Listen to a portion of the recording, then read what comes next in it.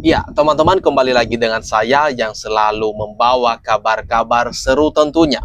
Nah, yang terbaru, pelan tapi pasti kelompok penuding ijazah Bapak Jokowi itu palsu satu persatu mengakui kalau ijazah Bapak Jokowi sebenarnya itu asli. Refli Harun mulai mengatakan yang sebenarnya, meskipun masih malu-malu ya. Ini dia videonya. Mari kita tonton sampai habis, teman-teman. Saya harus mengatakan EPOS ada, kemudian watermark ada, ya kan? Nah, sedih kalau ada watermark dan EPOS. Saya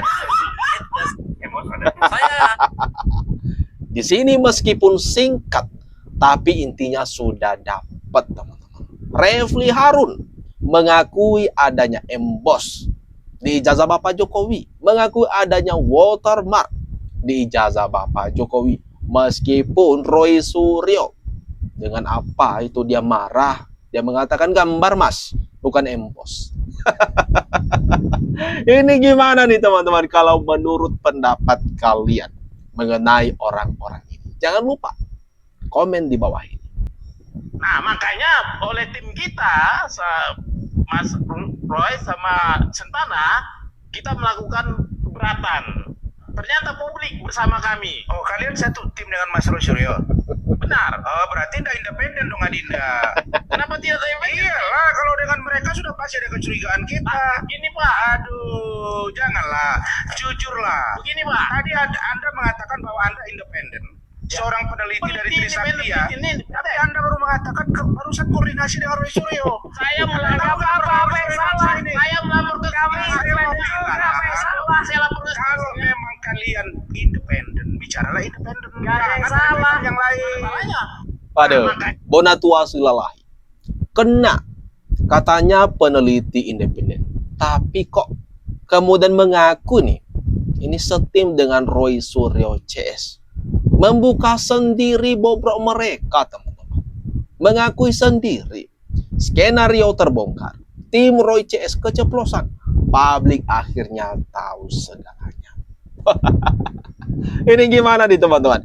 Kalau menurut pendapat kalian, ada pengacara dari pihak Pak Egy Sujana yang mengatakan bahwa beliau memegang ijazah. Kemudian di situ beliau merasakan ada emboss, kemudian di situ beliau mengatakan ada watermark.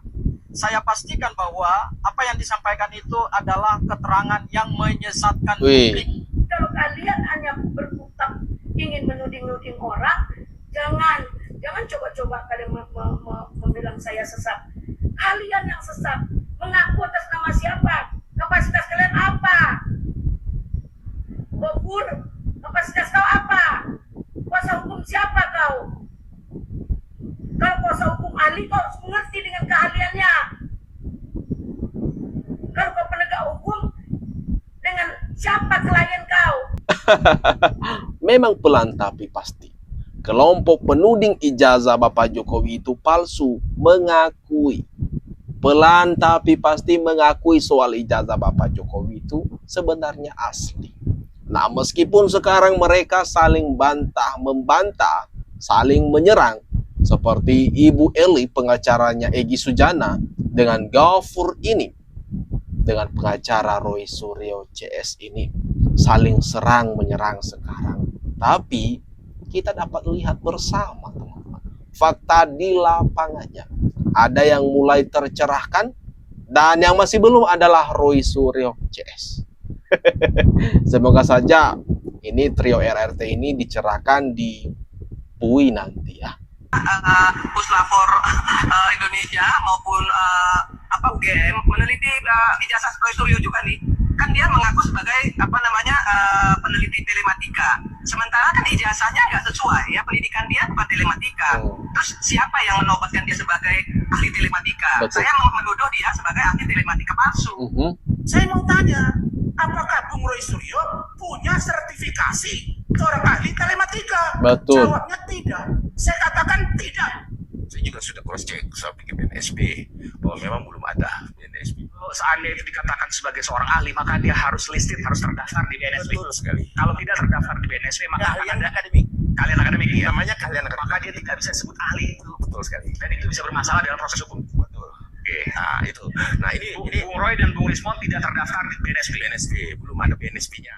Ini Bung Roy dan Bung Rismon tidak terdaftar di BNSP. Waduh, fakta baru teman-teman.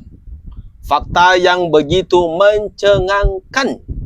Ternyata baik itu Roy Suryo, baik itu Rismon belum memiliki sertifikat.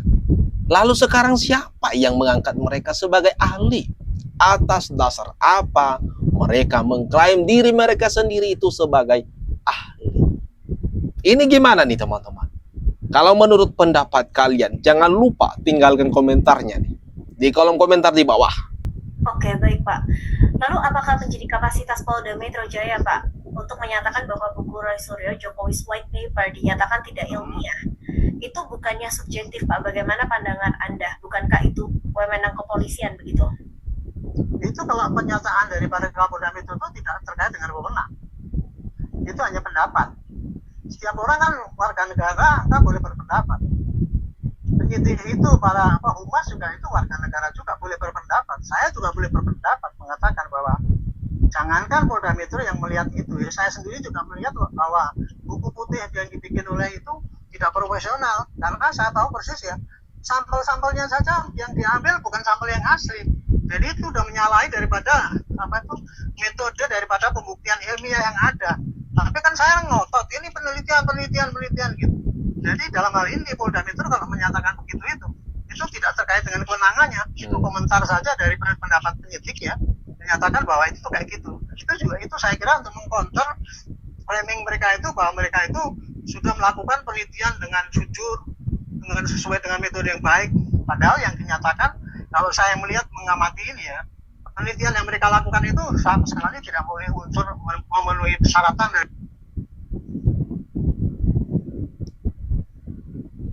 penelitian ilmiah. Kira-kira gitu.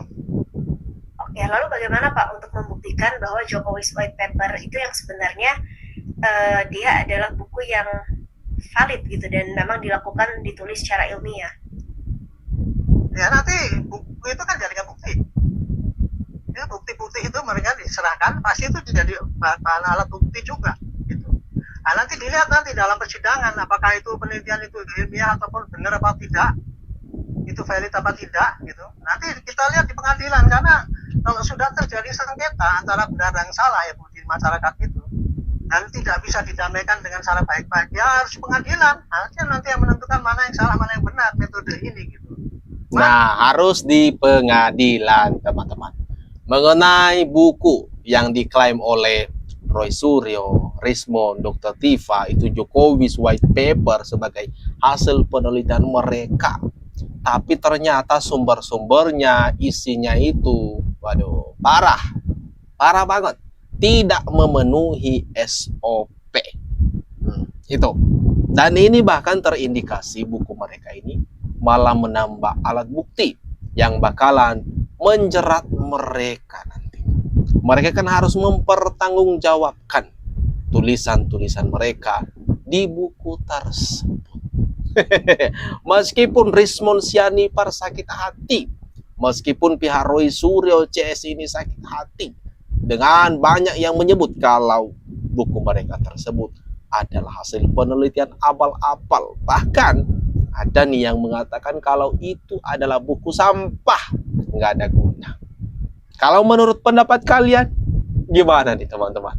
Jangan lupa, atas apa yang barusan saja kita bahas, kita tonton bersama ini, tinggalkan komentar terbaik teman-teman.